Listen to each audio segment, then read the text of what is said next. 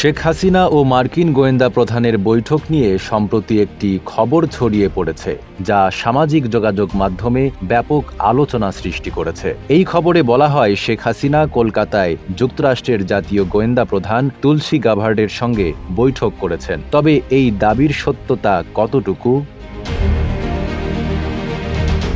সামাজিক মাধ্যমে ভাইরাল হওয়া এই সংবাদটি ভারতীয় কিছু গণমাধ্যমের তৈরি করা বলে জানা যায়। এর ক্যাপশনে বলা হয়, এই মুহূর্তে কলকাতায় বঙ্গবন্ধুর কন্যা শেখ হাসিনা বৈঠক করবেন আমেরিকার গোয়েন্দা প্রধান তুলসী গাভার্ডের সঙ্গে। এরপরই অনেকের মধ্যে ধারণা জন্ম নেয় যে বাংলাদেশ থেকে বিতাড়িত শেখ হাসিনা পুনরায় ক্ষমতায় আসার লক্ষ্যে এই গোপন বৈঠক করেছেন। এই খবর ছড়িয়ে পড়ার পর থেকে রাজনৈতিক অঙ্গনে ব্যাপক চাঞ্চল্য সৃষ্টি হয়েছে।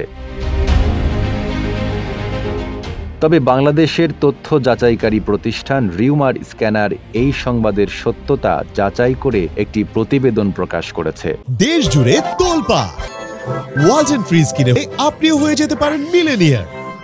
তাদের অনুসন্ধানে দেখা গেছে, ভাইরাল হওয়া ভিডিওটি আসলে 2019 সালের একটি পুরনো সরকারি সফরের ভিডিও। রিউমার স্ক্যানারের প্রতিবেদনে জানানো হয়েছে যে স্টিং নিউজ নামের একটি ইউটিউব চ্যানেল 2019 সালের 23 নভেম্বর কলকাতায় পা রেখে কি বললেন বাংলাদেশের প্রধানমন্ত্রী শেখ হাসিনা শিরোনামে একটি ভিডিও প্রকাশ করেছিল। বর্তমানে ছড়িয়ে পড়া ভিডিওতে সেই পুরনো ভিডিওর 15 থেকে 41 সেকেন্ডের অংশ ব্যবহার করা হয়েছে। এছাড়াও 71 টিভির ইউটিউব চ্যানেলে থাকা একান্ত বৈঠকে বসেছে শেখ হাসিনা ও মমতা শিরোনামের ভিডিওতে দেখা যায় শেখ হাসিনা একই শাড়ি পরে ভারত সফর করেছিলেন। এটি আরও নিশ্চিত করে যে ভাইরাল ভিডিওটি উদ্দেশ্যপ্রণোদিতভাবে তৈরি করা হয়েছে। এছাড়াও বিভিন্ন গণমাধ্যম ও বিশেষজ্ঞরা এই ধরনের ভুয়া খবরের বিরুদ্ধে সতর্ক থাকার আহ্বান জানিয়েছেন। তারা বলছেন, রাজনৈতিক উদ্দেশ্যে অনেক সময় ভুয়া তথ্য প্রচার করা হয়, যা সাধারণ মানুষের বিভ্রান্তি সৃষ্টি করতে পারে। তথ্য যাচাই করা ছাড়া কোনো সংবাদের সত্যতা নিশ্চিত না করে বিশ্বাস করা উচিত নয়। ফলে এটি নিশ্চিত হওয়া যায় যে সম্প্রতি শেখ হাসিনা ও মার্কিন গোয়েন্দা প্রধানের মধ্যে কোনো বৈঠক হয়নি।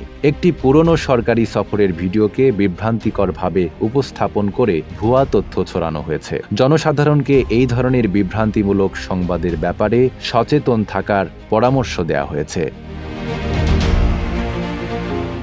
নাইম আরাবী, ঢাকা পোস্ট।